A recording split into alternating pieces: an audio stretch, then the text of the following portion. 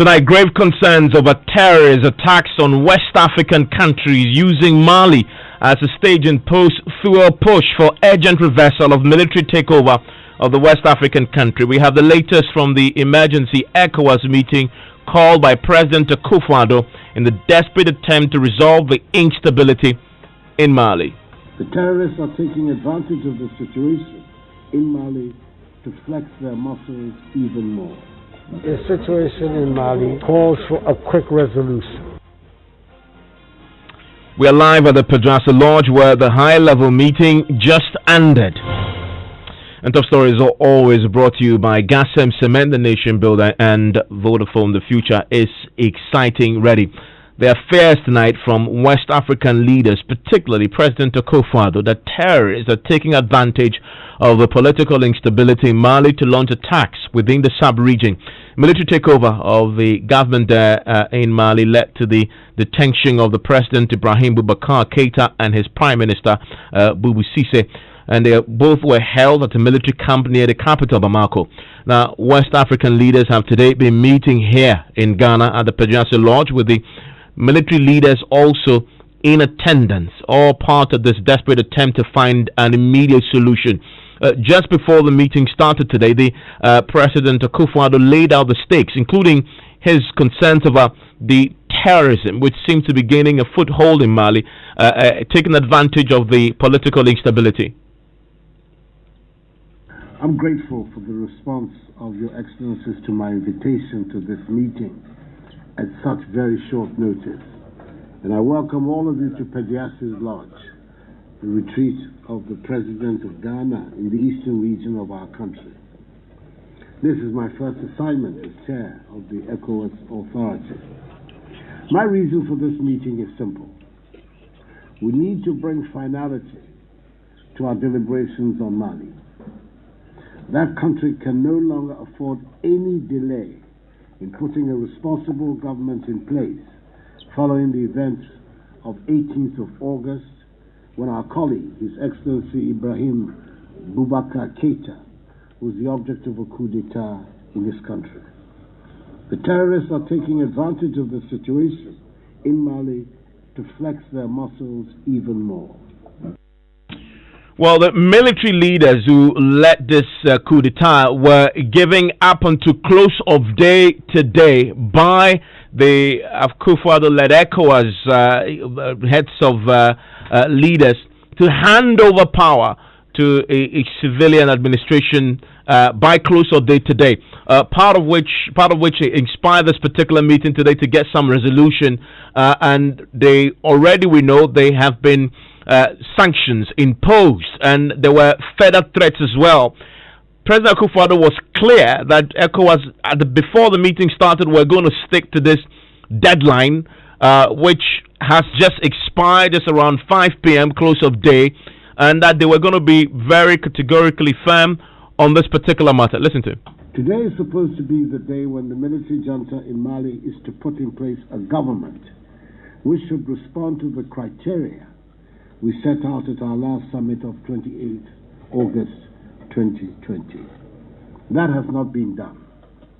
The circumstances of life in Mali today require that closure be brought to the matter now. It is my belief that a face-to-face meeting between us, representing the ECOWAS community and the military leaders in Bamako, provide us with the best opportunity to find a firm resolution. Fortunately, the military leaders have also responded positively to my invitation and are here to meet with us. I thought it prudent for us, before meeting them, to concert amongst ourselves and agree on a common position. I want to end this brief introduction on a brighter note, and that is on the decision taken by the military leaders to allow former President Boubacar Keïta to leave the country in order to seek medical attention in the Gulf. We wish him well, a speedy recovery, and God's blessing. So as we've just been learning there, the president of Mali has now been flown out of Mali, seeking medical attention out of the country, of course, then leaving making it even more uncertain what happens now, even if the ECOWAS leaders manage to compel the military leaders to hand over power. In fact, the deadline was today.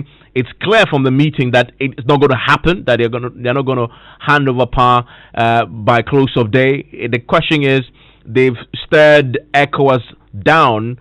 Who blinked first? What can ECOWAS really do here? The president has been speaking.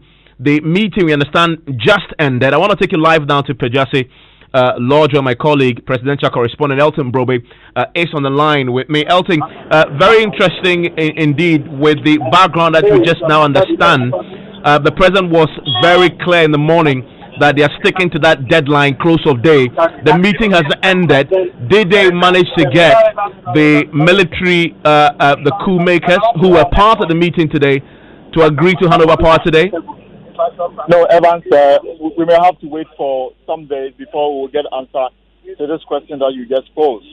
Whether power will be handed over to a civilian, and then that civilian will in turn govern the country for 12 months, within which he will see to the election of a leader to take over from the military regime.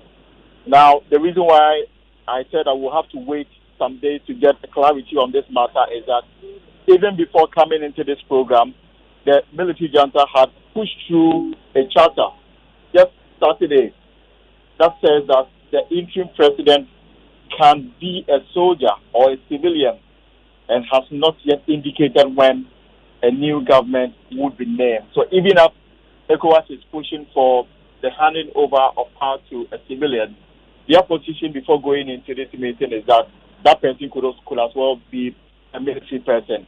Now, what we are all waiting to hear in the days to come is whether they will comply with the directives of ECOWAS. The leader of the military regime in Mali, Assimi Goïta, we are still, according to President Akufo-Addo, said that we now have to consult with other members of the National Council for the salvation of the people before you can come to a decision as to whether to comply with the narrative or not. President Akufo-Addo was emphatic that they expect an answer within days, not weeks, so that ECOWAS can move on to the next stage of this particular matter. He spoke to the media after the formal meeting. The situation in Mali calls for a quick resolution.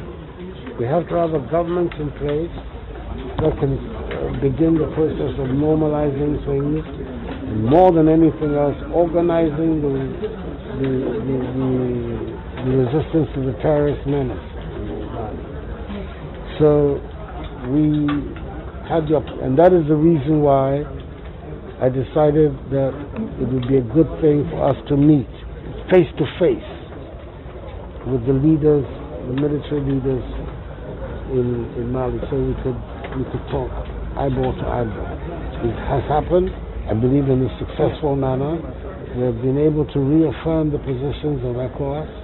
We need a civilian leadership of the transition, and we've also made it clear that the minute that leadership is put in place through the processes that they themselves have agreed on in Mali, the sanctions that have been placed against Mali will be lifted by ECOWAS. So that's right. That basically is now in the hands of the Malians. We made it clear. In a week's time, the mediator will be back will go to Bamako to see the state of play. I'm hoping that by the time he gets there, these things will have been completed so that the sanctions can be lifted. But we're talking hopefully in days, not in weeks. And was this particular decision taken in good faith by the current military leader? I believe so. He was there. He listened. He participated in the discussion. But he insisted that he would have to go back and do the consultations with those who are responsible for the decisions that they took and get their buy-in. And he was not, and I think all of us understood that it would take he will need to do that. But he's on his way back to Bamako as we speak.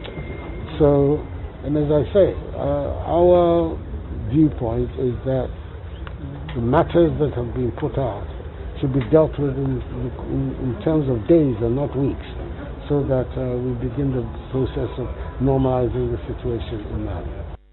So, Elton, the clarity we are getting after this meeting is that this handover, the West African leaders, and of course the president now heads that bloc. They expect a handover to a civilian government in days, not weeks. But again, the president could not state how many days exactly. Yes, Elton? Yes, Evan. So yes, exactly. So the president's position is that they are expecting to hear a response from the Malian authorities within days, not weeks. But within that period also, they are also expected to hear from the lead mediator, the former president of Nigeria, Goodluck Jonathan, who is also expected to report to the ECOWAS bloc within weeks, because he's expected to meet with the Malian authorities in Bamako to see to the implementation of the roadmap announced by ECOWAS, and then report back to the bloc, and that will determine the next line of action. Because for members of ECOWAS, their fear really stem from the fact that this could set up a dangerous precedent in West Africa, which could undermine the fight in Mali and neighboring countries in the Sahel region against Islamic militants with links to Al-Qaeda and Islamic State. And they don't want to entertain this at all. So they are using Mali as an example to force through democratic rule, such that the president, in certain, will be able to deal with these matters that threatens the peace within the sub-region. So within days and not weeks is what he has. If they don't get a favorable response from the Malian authorities, they will move to put sanctions. Elsie, I'm losing you. Borders, and they will also stop financial flow to Mali. Okay, and also something interesting happened today. The military leader who led the coup d'etat was part of was invited to participate in the meeting today. When he showed up in military regalia, in full military gear, and from what I understand, he had to sort of remove his military apparel before he can join the rest. Tell us about that. I think we've lost Elton there. That is one of those situations that played out today. He showed up with a team of other military colleagues of his to this meeting of civilian heads of state, and he was compelled, we understand, to remove his military fatigue. Elton, what more do we know about this and the large military contingent he came with? So they launched at the Peduase Valley Resort. That's where they based. So when President Akufo-Addo entered Peduase Lodge, they came in, and I'm told that they were told that they needed to go back because consultations were still ongoing with other members of the ECOWAS. It was after they had concluded their consultation before they brought them in. But during the meeting itself, Colonel Assimi Goita was in his military uniform. But at the time he came in, when the meeting got underway, his presence was not needed, so he had to go back. So that's what happened. Elton, thank you very much. If you're just joining, I just want to give you a quick background to this. And in August 18th, soldiers in Mali have detained the country's president as well as the prime minister and other top officials in an apparent coup attempt. President Ibrahim Boubacar Keïta and the prime minister Boubou Cissé were held at a military camp near the capital Bamako. We understand tonight that he's now flown out of the country to seek medical attention elsewhere. Earlier, the mutineering soldiers took control of the Kati camp. There's been anger among troops about pay and over a continuing conflict with jihadists, as well as widespread discontent with the President Keïta. Now, Tuesday's mutiny back in August and arrests have sparked international condemnation. Of course, ECOWAS led this. The regional bloc has been mediating talks between President Keïta already and opposition groups who are dissatisfied with his rule and called for immediate release of all the officials. Now, in a statement back then, also, ECOWAS said its 15 member states had agreed to close, and these are the sanctions you had President Akufo-Addo talk about, close their borders with Mali, suspend all financial flows to the country, and eject Mali from all of ECOWAS decision-making bodies.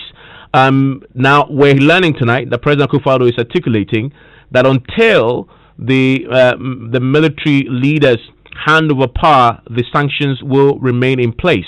They had put in place a deadline close of day today for them to do so, hand over power. Obviously, that is not going to be, it's not going to happen. I want to bring in now Dr. Kwesi security, Professor Kwesi security analyst, of course, with the Kofi Annan International Peacekeeping Trading Center, also international relations expert, Dr. Vladimir Chidanso also joins me on the phone. Dr. Vladimir Chidanso, thank you for your time here on Top Story. Thank you for having me. Professor Enning, thank you for joining me on Zoom. Well, it's a great pleasure. I want to start with quick reactions to what we just learned at the end of this ECOWAS summit. Dr. Vlad, I know you followed this very closely in the morning. The meeting is over. They had a deadline today to hand over. Clearly, that's not going to happen. The president says you're not looking at pushing the handover in days. Your reaction? Well, personally, I think what ECOWAS has done is of no surprise to anybody. They want to go by the letter of the protocol that tells us that they are not going to accept any unconstitutional removal of governments, etc., etc. But I'm a little disappointed in the sense that we need to take every such situation into context. In the Malian situation, if the military had not stepped in, and remember, in most countries, the military is the only institution that is able and capable of bringing about some form of stability, no matter how bad. In the situation that we are dealing with, the terrain in Mali is one of serious instability, and the military would have been used against the civilians who were on the streets by the Keita administration if they wanted. That would have been chaos also. So once the junta had come in, I was expecting that we continue to jaw instead of stampeding the military into just handing over within days. It doesn't happen. It can't happen. And I was expecting that we'll have a communique that clearly spells out. The president said it, that they want a civilian-led kind of transition. And I was thinking that they should toe that line, that we'll have a civilian-led or whether military-led. There's need for a transition period so that we have everything in order, a new constitution, so that they know the history of Mali, the history of the current context, and then the future of what they can do with it, what type of government. But if we stampede a junta into such a situation and they go back, they hand to a civilian administration, and there is more chaos, which organization again are we going to rely upon? Yes, ECOWAS should rely on its own protocols and be strong on those words. But in the context of Mali, I thought that we needed to really continue the dialogue. But I'm happy the president also mentioned that the mediator was going to go and continue the dialogue or the mediation and report back. But this kind of situation is still a hanging situation. Yeah. Because when there is serious case in Mali today, it will take ECOWAS days, even the UN, take the UN not less than 6 months to mobilize. And we have not been able to mobilize to go anywhere apart from ECOMOG. It has been difficult for ECOWAS to really mobilize, except with Yahya Jammeh's. So I am of the opinion that George should continue because there is a reality. The junta has taken over. That's a reality. It is illegal. That's a reality. But where do we go from here within the context of Mali? Are we going to continue on this hard line so that the terrain made up full of terrorists should rather gain advantage? Yeah, and for me, I guess that last point you make is why this is so important for Ghana. I mean, because you're asking the question, I mean, this is Mali, far away from us. A lot of people in Ghana would think, but this shouldn't be important to us. Professor Enning, I mean, Mali is important, and the president at the beginning was quite emphatic that one of his key concerns is the possibility that the terrorists will use Mali. They're already using it, but within the instability that has been created, use it as a foothold, create a staging post to attack other West African countries. We've seen this play out in Nigeria and other African countries, in Burkina Faso, etc., all being attacked by terrorists staging from Mali. How much of a threat is that? And when the president expresses that fear, is he right to do so? Well, I mean, this is a legitimate fear that the president has expressed. And I think for those of us who are watchers of this, we have to be very, very careful. Because, as you rightly said, the president has expressed a fear that the junta is going to use Mali as a foothold to attack other West African countries. We have seen this play out in Nigeria and other African countries, in Burkina Faso, etc., all being attacked by terrorists staging from Mali. And when the president expresses that fear, is he right to do so? Is he right to do so? crisis. We are very grateful for that. But it goes beyond just the terrorists. You see, let's ask ourselves, how are West African democracies treating their militaries in terms of equipment, in terms of political control, in terms of how the militaries are used for domestic operations? Contributed almost 80% to the decay of the Malian army and the eventual decision to take over power. So when the president expresses his concerns about terrorists, I think part of that is that terrorists can intervene in different countries, but it is the quality of the security response of the state that also does matter. And I think we need to look at this two-pronged approach, both in Mali and in Nigeria and Burkina Faso. The decay of the armed forces have led to a hybridization, the use of non-trained civilians to support military operations to be able to defeat the terrorists. Now, terrorist infrastructures across West Africa and the Sahara is widespread. It's embedded. Terrorists are providing social welfare goods where states have failed because of corruption. In the Mali case, the levels of corruption and abuse of state funds by the president and his family were excessive. And I mean, there are videos of these family members boogieing down in some of the finest and most expensive hotspots in Europe. When you have an army fighting a terrorist threat where they don't have enough bullets, old boots, old shoes, bad pay, bad control, command and control. Yeah, I mean, I guess I understand why when the military, I guess I understand when the military guys, I guess I understand when the military guys rode into the capital, Bamako, they were met by a crowd of cheering, pretty excited citizens who were happy to see them. Well, hundreds of thousands, and that had been going on for months on end. And this relates one more to two things that I want to talk about. One, you see, when member states of ECOWAS have voluntarily signed on to protocols and conventions against corruption, about democracy, about the rule of law, about the role of the media, and a member state is flouting those same rules, and ECOWAS comes with half-hearted criticisms, it doesn't help.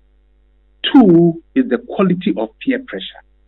Okay, if we cast our minds back the last 2 years when these demonstrations started in Bamako, probably ECOWAS and its heads of states have been there only once or twice or thrice. Okay, so we need to say to what extent can ECOWAS member states, led by this supranational institution in Abuja, lead the drive to ensure that the democratic principles that member states have signed on to, the anti-corruption principles, the rule of law principles, are adhered to by member states, and that ECOWAS and its peer leaders don't wait until the crisis happens to institute the sanctions to bring.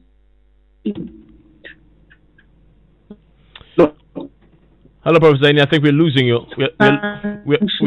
We're losing you on that line. We'll hopefully try and reconnect and see if we could get a better connection to you. I still have with me Dr. Vladimir Trinan. So, Doc, I mean, this is a very curious question I have. I mean, this is a coup d'etat. It's an illegality. This is overthrowing the constitution. It's treasonous. And yet, the ECOWAS leaders entertained the military leaders in a democratic country like Ghana. I wonder, couldn't they simply have been arrested once they touched down in Ghana? Absolutely not. In diplomacy, you don't exacerbate the situation. And as my brother Enin was saying, the point is this: that do we have preventive measures before things go bad this way? And as I was saying, we need to put the Malian situation in context. So when we are stampeding them to do things that will exacerbate the situation, I don't get it. Because, like Enin was saying, we signed on to all these protocols. Now we want to see them implemented, mean the thing, so like a potential kind of reaction. And if that is the situation, look at the situation in Mali. Are we saying they should hand over within a week and there should be that kind of chaos again? So the context is like that. ECOWAS should not re-study its own modus operandi. The peer review that Koteni was talking about, it's very clear that we are not having any peer review mechanism within the AU setup, even as they put it. So that when things are going bad, we are able to at least stem the tide before things strike. The Malian situation is a peculiar situation, and we must be very careful the way it is handled. Yes, you call it illegality. The moment they are sworn in, they become a legal entity. They are legal. And from what we hear from the meeting today, they've already passed a charter that legalizes it. Yes, they passed the charter, legalizing, and then the charter spells out a roadmap. And I believe we need to take this roadmap, ask of the opposition their views and whatnot, and dialogue on a new roadmap which ECOWAS must facilitate. But Dr. Vladimir Tunanso, my question is, I mean, the ECOWAS gave them up until close of day today to hand over. I mean, they came boldly to the meeting today, looked in the eyes of these ECOWAS leaders, called their bluff, they've flown back. Now, President Akufo-Addo says, well, before he said we are sticking to the deadline. After the meeting, he says, now we want them to do a handover in days. It clearly has stared them in the face and called the bluff. What else can ECOWAS realistically do? Because the president is still talking tough. I wouldn't say that they call the bluff of the ECOWAS. Under normal circumstances, under normal international law situations, international relations situations, they couldn't have flown to this country if this country had not given the go-ahead. That's number one.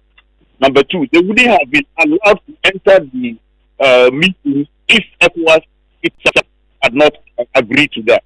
And so, yes, it's a contradictory situation, but it's because of the situation and that ECOWAS also wanted to create an atmosphere for dialogue. So, yes, they flattered the order of handing over today, which is itself unrealistic. Two, they came in only because they have been invited, and the president mentioned that.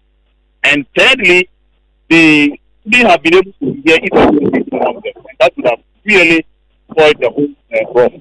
And I believe that from now on, we need to look at Sudan. Sudan is doing well, but both sides entered into some kind of dialogue and have a Syrian-led transition. Yeah. If we continue to stampede them, it will be worse. Yeah, and I guess your point fundamentally is that ECOWAS should definitely not stampede, but rather adopt a more deliberative approach. Talk more than try and push them through. Doc, I'm grateful that you joined me with your thoughts, Dr. Vladimir Tunanso. So let me give a final thought to Professor Inin, who the line didn't help us a bit in the last bit. Prof, so... No, I think I agree with Vladimir very much. You can't stampede these guys. They've committed a crime. They flouted the rules. But we stood aside when Keita was misbehaving. And therefore, we've lost the moral authority to order them. I think we should be ready and willing for a long-term negotiation process in which we don't aggravate the security situation that may spill over to affect us. Burkina Faso is just across us, and then look for a win-win situation. They themselves, let's not forget, also love their country. Yeah. We need to sit them and talk. Prof, I'm grateful that you joined me with your thoughts there. Isn't it amazing when your network cares about you so much so that they do amazing things for you? You just guessed it. I'm talking about the Vodafone Cash dropping all charges when you send money to all networks. Yes, you heard it right. It costs nothing, absolutely nothing when you send money via Vodafone Cash to all networks. Just send any amount, as many times as you want, to any network and pay zero charges on the money sent. So go ahead, make payments, show your love, make contributions, send money all you want via Vodafone Cash to all networks for free. Dial *110# to send cash for free. Are you ready?